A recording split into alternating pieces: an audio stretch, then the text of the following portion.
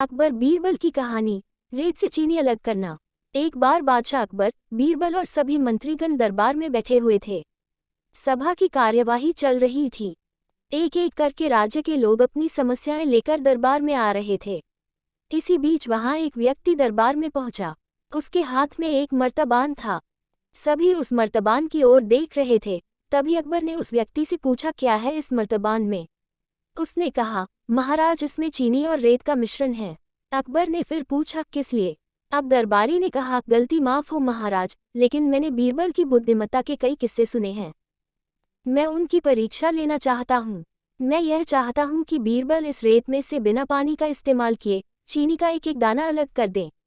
अब सभी हैरानी से बीरबल की ओर देखने लगे। अब अकबर ने बीरबल की ओर देखा और कहा, देख लो बीरबल, अब तुम कैसे इस व्यक्ति के सामने अपनी बुद्धिमानी का परिचय दोगे? बीरबल ने मुस्कुराते हुए कहा, महाराज, हो जाएगा। यह तो मेरे बाएं हाथ का काम है।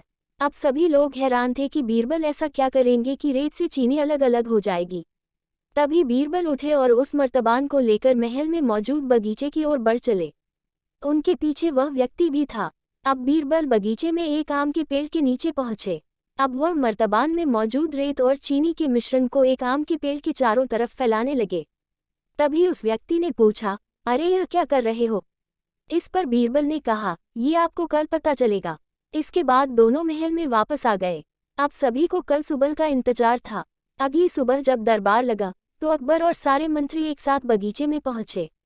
साथ में बीरबल और रेत व चीनी का मिश्रण लाने वाला व्यक्ति भी था। सभी आम के पेड़ के पास पहुंच गए।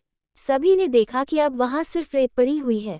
दरअसल रेत में मौजूद चीनी को चींटियों ने निकालकर अपने बिल में इकट्ठा कर लिया था और बची खुची चीनी को कुछ चींटियां उठाकर अपने बिल में ले जा रही थी।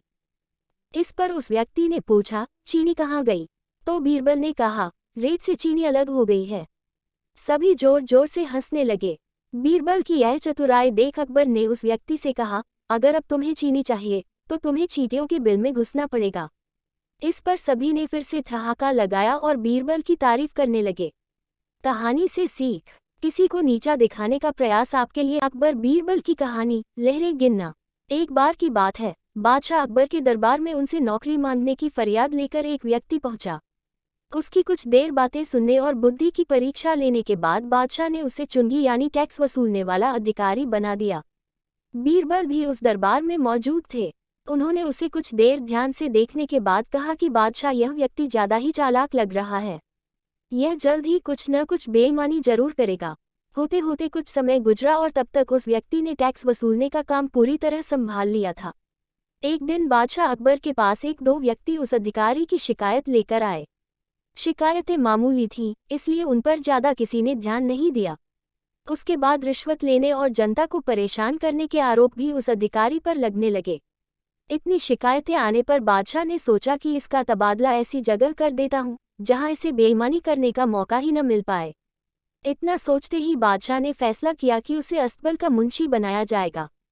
फिर अकबर ने मन में कहा कि अब घोड़ों की लीद उठवाने के काम में ये क्या ही बेईमानी कर पाएगा। वहां मुंशी के पद पर पहुंचते ही उस व्यक्ति ने फिर रिश्वत लेना शुरू कर दिया। उसने सीधे घोड़े की देखभाल करने वालों से कह दिया कि तुम लोग घोड़ों को कम दाना पानी खिलाते हो। इसका पता बादशाह को चला है, इसलिए मुझे लीद को तोलने के लिए भेजा है। अब अगर लीद का वजन कम हुआ तो सबकी शिकायत बादशाह से कर दूंगा। इस तरह से उस मुंशी से परेशान होकर हर घोड़े के हिसाब से उसे 1 रुपये लोगों ने देना शुरू कर दिया। यह बात भी कुछ समय बाद अकबर तक पहुंच गई। उन्होंने मुंशी को सीधे यमुना की लहरें गिनने का कार्य सौंप दिया। फिर बादशाह के मन में हुआ कि अब यहाँ तो यह कोई बेईमानी कर ही नहीं पाएगा। कुछ ही दिनों में जैसे ही वो व्यक्ति यमुना किनारे पहुंचा तो वहां भी उसने अपना दिमाग दौड़ा लिया। वो नाव से सवारी करने वालों को रोक रोक कर कहता कि मैं लहरें गिन रहा हूँ, ऐसे में तुम लोग यहाँ से नहीं निकल सकते हो। इसी जगह पर 2-3 दिन तक रुकना होगा। रोज रोज ऐसी बातें सुनकर नाव चलाने वालों ने अपने कार्य को जारी रखने के लिए उसे 10-10 रुपये की रिश्वत देना शुरू कर दिया। अब यमुना किनारे भी वो व्यक्ति खूब बेईमानी कर रहा था। 1-2 महीने में यह बात भी बादशाह तक पहुंच गई। तभी अकबर ने एक लिखा हुआ आदेश भिजवाया, नाव को रोको मत, जाने दो। वो व्यक्ति चतुर था, उसने बादशाह के आदेश वाले पत्र को, नावों को रोको मत जाने दो, कर दिया था। इस थोड़ी हेरफेर के बाद उसने अकबर का आदेश वहां टंगवा दिया। आखिर में उससे परेशान होकर बादशाह ने उसे नौकरी से ही निकाल दिया। तभी बादशाह को बीरबल की बात याद आ गई कि ये आदमी बेईमानी जरूर करेगा। तब उनके मन में हुआ कि मुझे उसे पहली गलती में ही कठोर दंड देना चाहिए था। कहानी से सीख, दुष्ट अपनी दुष्टता और बेईमान अपनी बेईमानी कहीं भी जाने पर नहीं छोड़ता है। अकबर बीरबल की कहानी, कौन है असली माँ? पूर्ण विराम। एक बार शहंशाह अकबर के दरबार में बहुत ही अजीब मुकदमा आया, जिसने सभी को सोचने पर मजबूर कर दिया। हुआ यूं कि बादशाह अकबर के दरबार में दो महिलाएं रोती हुई पहुंची। उनके साथ में लगभग 2 या 3 साल का सुंदर सा बच्चा भी था। दोनों महिलाएं लगातार रो रही थीं और साथ ही दावा कर रही थीं कि बच्चा उनका है। अब समस्या ये थी कि दोनों शहर के बाहर रहती थीं, जिस कारण उन्हें कोई नहीं जाता था। इसलिए यह बताना मुश्किल था कि उस नन्हे से बच्चे की असली माँ कौन है। अब अकबर बादशाह के सामने मुसीबत आ गई कि न्याय कैसे करे और बच्चा किसको दे। इस बारे में उन्होंने एक एक करके सभी दरबारियों की राय ली, लेकिन कोई भी इस गुत्थी को नहीं सुलझा सका और तभी बीरबल दरबार में पहुंच गए। बीरबल को देखकर बादशाह अकबर की आंखों में मानो चमक आ गई हो। बीरबल के आते ही अकबर ने इस समस्या के बारे में उन्हें बताया। अकबर ने बीरबल से कहा कि अब तुम ही इस समस्या का समाधान करो। बीरबल कुछ सोचते रहे और फिर जल्लाद को बुलाने के लिए कहा। जल्लाद के आते ही बीरबल ने बच्चे को एक जगह बैठा दिया और कहा, एक काम करते हैं, इस बच्चे के 2 टुकड़े कर देते हैं। एक एक टुकड़ा दोनों माँओं को दे देंगे। अगर इन दोनों महिलाओं में से किसी एक को यह बात मंजूर नहीं है तो जल्लाद उस महिला के 2 टुकड़े कर देगा। यह बात सुनते ही उनमें से एक महिला बच्चे के टुकड़े करने की बात मान गई और बोली कि उसे आदेश मंजूर है। वह बच्चे के टुकड़े को लेकर चली जाएगी, लेकिन दूसरी महिला बिलक बिलक कर रोने लगी और बोलने लगी, मुझे बच्चा नहीं चाहिए, मेरे 2 टुकड़े कर दो, लेकिन बच्चे को मत काटो। यह बच्चा दूसरी महिला को दे। यह देखकर सभी दरबारी मानने लगे कि जो महिला डर की वजह से रो रही है वही दोषी है। लेकिन तभी बीरबल ने कहा कि जो महिला बच्चे के टुकड़े करने के लिए तैयार है उसे कैद कर लो, वही मुजरिम है। इस बात को सुनकर वह महिला रोने लगी और माफ़ी मांगने लगी, लेकिन बादशाह अकबर ने उसे जेल में डलवा दिया। बाद में अकबर ने बीरबल से पूछा कि तुमको कैसे पता चला कि असली माँ कौन है? तब बीरबल ने मुस्कुराते हुए कहा, महाराज, माँ सारी मुसीबतों को अपने सिर पर ले लेती है, लेकिन बच्चे पर आंच भी नहीं आने देती, और यही हुआ।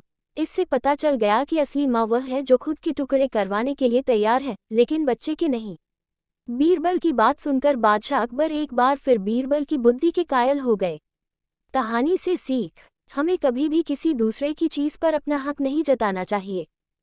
साथ ही हमेशा सच्चाई की ही जीत होती है और समझदारी से काम लेने पर हर समस्या का हल निकल आता है।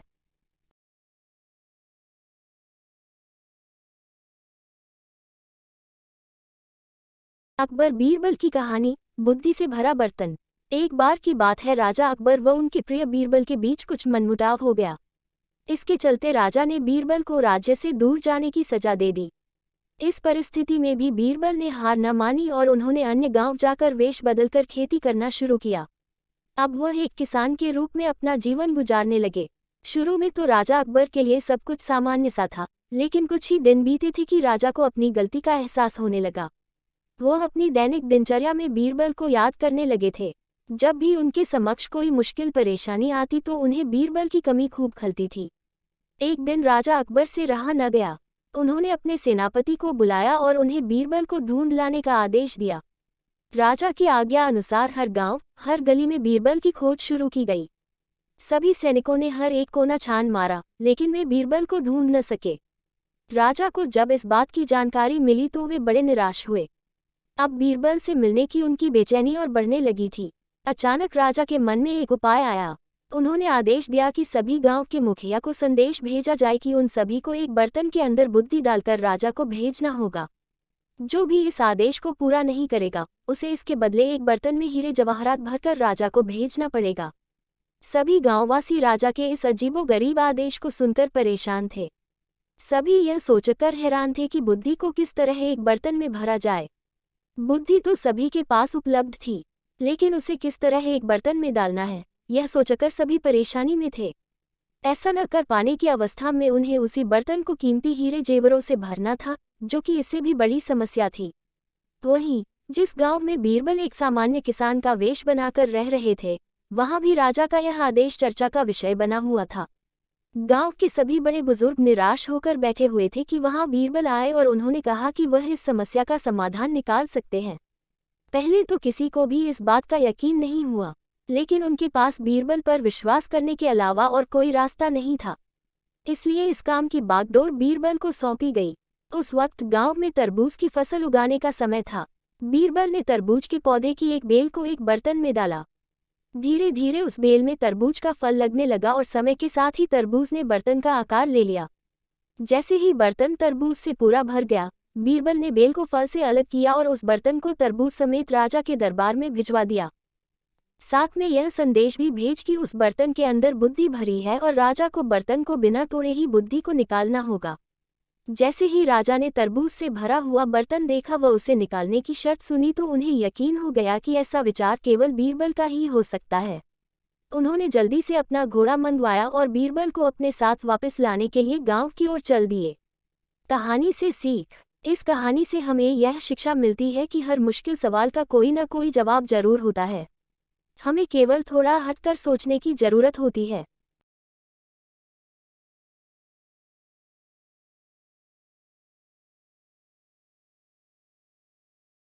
अकबर बीरबल की कहानी। अकबर बीरबल के सवाल जवाब। बहुत समय पहले भारत में महान मुगल सम्राट हुआ करते थे, जिन्हें बादशाह अकबर के नाम से जाना जाता था। अकबर के शासन में नवरत्न थे, जिनमें से चतुर बीरबल भी शामिल थे। बादशाह अकबर बीरबल से पहली बार जंगल में मिले थे। जब वह रास्ते भटक गए थे, तब बीरबल ने उन्हें रास्ता दिखाया। उस समय बीरबल को महेशदास नाम से जाना जाता था। अकबर ने महेशदास का नाम बदलकर बीरबल रख दिया था। साथ ही बीरबल को विशेष सलाहकार के तौर पर अपने दरबार में नियुक्त किया था। क्योंकि बीरबल अधिक बुद्धिमान थे, वह अपने ज्ञान और चतुराई से हर सवाल और उलझन का हल निकाल दिया करते। बीरबल बेहद कम समय में महाराजा अकबर के चहेते सलाहकार बन गए थे। इस बात से उनके सभा के अन्य मंत्री और महामंत्री बीरबल से जला करते थे। यह जलन उनके साले मानसिंह को भी थी। इसलिए एक दिन मानसिंह ने बीरबल की परीक्षा लेनी चाहिए। उन्होंने बीरबल से 3 सवाल पूछने चाहे। महाराज अकबर ने भी बीरबल की परीक्षा लेने की अनुमति दे दी। आसमान में कितने तारे हैं? मानसिंह का पहला सवाल था कि यह पहला सवाल था। यह सवाल सुनकर बीरबल से जलने वाले अन्य दरबारियों को खुशी होने लगी। महाराजा अकबर भी सोचने लगे कि क्या बीरबल इसका जवाब दे पाएंगे। बीरबल ने मुस्कुराते हुए कहा, इसका जवाब तो बहुत ही आसान है, और दरबार में एक भेड़ को लाकर कहा, जितने इस भेड़ में बाल हैं, उतने ही आसमान में तारे हैं। अगर मानसिंह जी को अभी भी संदेह है, तो भेड़ के बाल और आसमान के तारे गिनकर तुलना कर सकते हैं। बीरबल की चतुराई देखकर बादशाह अकबर मुस्कुराए और कहा, क्यों मानसिंह जी, आप गिनकर तुलना करना चाहते हैं? धरती का केंद्र कहाँ है? मानसिंह का अगला सवाल सुनकर बीरबल ने तुरंत जवाब दिया, जहाँ आप खड़े हैं, वही धरती का केंद्र है। महाराजा अकबर और अन्य दरबारी बीरबल के जवाब को समझ नहीं पा रहे थे। फिर जहां मानसिंह खड़े थे, वहां बीरबल ने एक रेखा खींचकर लोहे की छड़ी गाड़ दी और कहा, यही धरती का केंद्र है। अगर किसी को मेरी बात पर यकीन न हो, तो वह खुद धरती को माप सकता है। बीरबल की चतुराई देखकर मानसिंह सोच में पड़ गए थे। फिर मानसिंह ने एक पहेली को सुलझाने के लिए कहा। मानसिंह का तीसरा सवाल, एक परख है सुंदर मूरत, जो देखे वो उसी की सूरत। फिक्र पहेली पाए न, बोझन लागा आई न। बीरबल पहेली को दोहराते हुए उसके बारे में गौर से सोचने लगे। काफी सोचने के बाद बीरबल कहते हैं, यह तो बहुत ही आसान पहेली है। मानसिंह जी, इसका उत्तर तो पहेली में ही है। इसका उत्तर आईना है, जिसमें आईने के सामने खड़ा इंसान एक सुंदर मूरत है। आईने में उसे अपनी सूरत दिखाई देती है। बीरबल ने मानसिंह के सभी सवालों का जवाब बड़े चतुराई से दिया। यह देखकर बादशाह अकबर बहुत खुश हुए और मानसिंह से कहा, क्यों मानसिंह जी, आपको आपके सवालों का जवाब मिल गया ना? अकबर बीरबल की कहानी से सीख। इस कहानी से यह सीख मिलती है कि किसी भी सवाल का जवाब दिया जा सकता है। बस अपने दिमाग पर भरोसा होना चाहिए और स्वयं से काम लेना चाहिए। अकबर बीरबल की कहानी। सारा जग बेईमान। बादशाह अकबर और बीरबल हमेशा की ही तरह एक श्रेष्ठ दिन बैठकर अपनी प्रजा के बारे में बात कर रहे थे। बातों ही बातों में बादशाह ने कहा कि बीरबल, तुम्हें पता है हमारी प्रजा बेहद ईमानदार है। इसका जवाब बीरबल ने ये कहते हुए दिया कि बादशाह सलामत, किसी भी राज्य में लोग पूरी तरह से ईमानदार नहीं होते हैं। सारा जग ही बेईमान है। बादशाह को बीरबल की यह बात पसंद नहीं आई।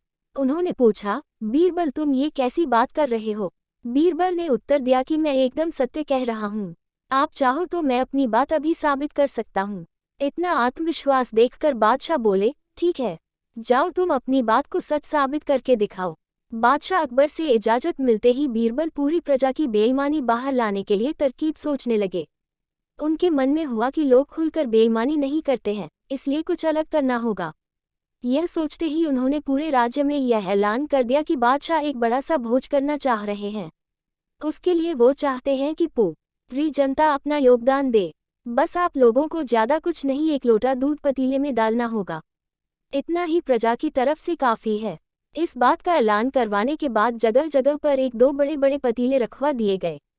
इतना बड़ा पतीला और राज्य की जनसंख्या को ध्यान में रखते हुए समय लोगों ने शुद्ध दूध डालने के बजाय पानी मिला हुआ दूध डाला।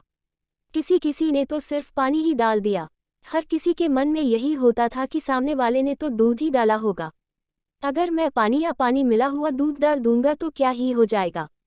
शाम तक पतीलों में दूध इकट्ठा हो गया। बीरबल अपने साथ बादशाह अकबर और कुछ रसोइयों को उन जगहों पर ले गए जहां पतीले रखे गए थे। बादशाह ने जिस भी पतीले में देखा तो दूध नहीं, सिर्फ सफेद पानी ही दिखा। रसोइयों ने भी कहा कि महाराज ये दूध नहीं है, ये सारा पानी ही है। इसमें मुश्किल से आधे से एक लोटा दूध होगा, जिसकी वजह से इसका रंग हल्का सफेद है, वरना ये पानी से ज्यादा कुछ नहीं। इन सारी चीजों को देखकर बादशाह अकबर हैरान हो गए। उनके मन में हुआ कि मैं तो सबको ईमानदार समझता था, लेकिन बीरबल की ही बात सच निकली। उन्होंने बीरबल को कहा कि तुम ठीक ही कहते थे, मुझे हकीकत समझ आ गई है। इतना कहते हुए बादशाह, बीरबल और रसोइये वापस महल आ गए। कहानी से सीख, किसी पर भी अंधा भरोसा नहीं करना चाहिए। मौका मिलने पर लोग बेईमानी करने से चूकते नहीं हैं। अकबर बीरबल की कहानी, चोर की दाढ़ी में तिनका। बच्चों, अकबर और बीरबल की कई कहानियां प्रसिद्ध हैं। यह कहानियां सभी के दिल में अपनी छाप छोड़ने के साथ साथ अच्छी शिक्षा देना का भी काम करती हैं। उन्हीं में से एक है चोर की दाढ़ी में तिनका। एक बार की बात है, बादशाह अकबर की सबसे प्यारी अंगूठी अचानक गुम हो गई थी। बहुत ढूंढने पर भी वह नहीं मिली। इस कारण बादशाह अकबर चिंतित हो जाते हैं और इस बात का जिक्र बीरबल से करते हैं। इस पर बीरबल महाराजा अकबर से पूछते हैं, महाराज आपने अंगूठी कब उतारी थी और उसे कहाँ रखा था? बादशाह अकबर कहते हैं, मैंने नहाने से पहले अपनी अंगूठी को अलमारी में रखा था और जब वापस आया तो अंगूठी अलमारी में नहीं थी। फिर बीरबल अकबर से कहते हैं, तब तो अंगूठी गुम नहीं चोरी हुई है और यह सब महल में साफ सफाई करने वाले किसी कर्मचारी ने ही किया होगा। यह सुनकर बादशाह ने सभी सेवकों को हाजिर होने को कहा। उनके कमरे में साफ सफाई करने के लिए कुछ 5 कर्मचारी तैनात थे और पांचों हाजिर हो गए। सेवकों के हाजिर होने के बाद बीरबल ने उन सभी को कहा, महाराज की अंगूठी चोरी हो गई है जो अलमारी में रखी थी। अगर आप में से किसी ने उठाई है तो बता दे, वरना मुझे अलमारी से ही पूछना पड़ेगा। फिर बीरबल अलमारी के पास जाकर कुछ फुसफुसाने लगे। इसके बाद मुस्कुराते हुए पांचों सेवकों से कहा, चोर मुझसे बच नहीं सकता है, क्योंकि चोर की दाढ़ी में तिनका है। यह बात सुनकर उन पांचों में से एक ने सबसे नजर बचाकर दाढ़ी में हाथ फेरा, जैसे कि वह तिनका निकालने की कोशिश कर रहा हो। इसी बीच बीरबल की नजर उस पर पड़ गई और सिपाहियों को तुरंत चोर को गिरफ्तार करने का आदेश दिया। जब बादशाह अकबर ने उससे सख्ती से पूछा तो उसने अपना गुनाह काबूल कर लिया और बादशाह की अंगूठी वापस कर दी। बादशाह अकबर अपनी अंगूठी पाकर बेहद प्रसन्न हुए। चोर की दाढ़ी में तिनका कहानी से सीख, इस कहानी से यह सीख मिलती है कि ताकत की जगह दिमाग का इस्तेमाल करने से हर समस्या का हल मिल सकता है।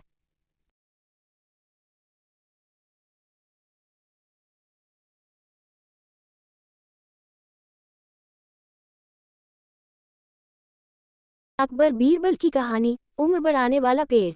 एक समय की बात है जब बादशाह अकबर का परचम पूरे विश्व में फैलने लगा था। उसी दौरान तुर्किस्तान के बादशाह को अकबर की बुद्धिमत्ता की परीक्षा लेने की सूझी।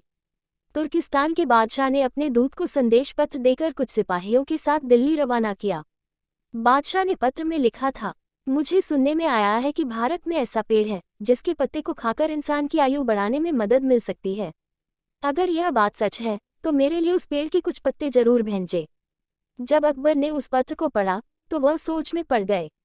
इस चिंता से उबरने के लिए अकबर ने बीरबल का सहारा लिया। बीरबल की सलाह पर बादशाह अकबर ने तुर्किस्तान से आए सिपाहियों और दूत को कैद करने का आदेश दिया। सिपाही और दूत के कैदखाने में कई दिन बीत जाने के बाद अकबर और बीरबल एक दिन उनसे मिलने गए। अकबर और बीरबल को आते देखकर वो सोचने लगे कि उन्हें रिहाई मिल जाएगी, लेकिन ऐसा नहीं हुआ। बादशाह अकबर जब उनके पास पहुंचे तो उन्होंने दूत से कहा, जब तक इस किले की एक दो ईंट गिर नहीं जाती तब तक आप लोगों को आज़ाद नहीं करेंगे। ऐसा होने तक आप सभी के लिए यहाँ खाने पीने का पूरा इंतजाम किया जाएगा। उद्धरण। इतना कहकर बादशाह अकबर और बीरबल वहां से चले गए। उनके जाने के बाद दूत और सिपाही कैद से निकलने के लिए उपाय सोचने लगे। जब कोई रास्ता नजर नहीं आया तो भगवान से प्रार्थना करने लगे। जल्द ही उनकी प्रार्थना रंग लाए और कुछ दिनों बाद अचानक तेज भूकंप आया और भूकंप के कारण किले का एक भाग टूटकर गिर गया। यह घटना के बाद दूत ने अकबर के पास किले की दीवार गिरने की खबर भिजवाई। यह खबर सुनते ही बादशाह अकबर को अपना वादा याद आया और उन्होंने तुर्किस्तान के दूत व सिपाहियों को दरबार में प्रस्तुत होने का आदेश दिया। उनके दरबार में पहुंचते ही बादशाह अकबर बोले, अब तो आप सबको अपने बादशाह के द्वारा भेजे गए पत्र का उत्तर मिल गया होगा। अगर अब भी आपको समझ नहीं आया है तो मैं समझा देता हूँ। तुम सिर्फ 100 लोग हो और तुम्हारी आह सुनकर किले का एक हिस्सा गिर गया, तो सोचो जिस देश में हजारों लोगों पर अत्याचार होते हैं, उस देश के बादशाह की आयु कैसे बढ़ेगी।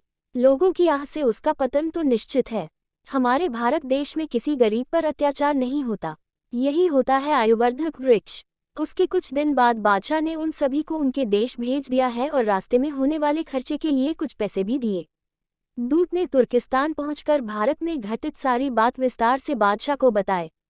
अकबर बीरबल की बुद्धिमत्ता देखकर तुर्किस्तान के बादशाह ने दरबार में उनकी बहुत प्रशंसा की। कहानी से सीख। इस कहानी से यह सीख मिलती है कि सभी के साथ प्रेम से रहना चाहिए और कमजोर पर अत्याचार नहीं करना चाहिए।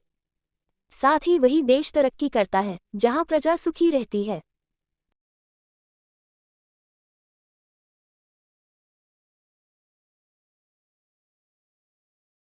बंदर और लकड़ी का खूंटा।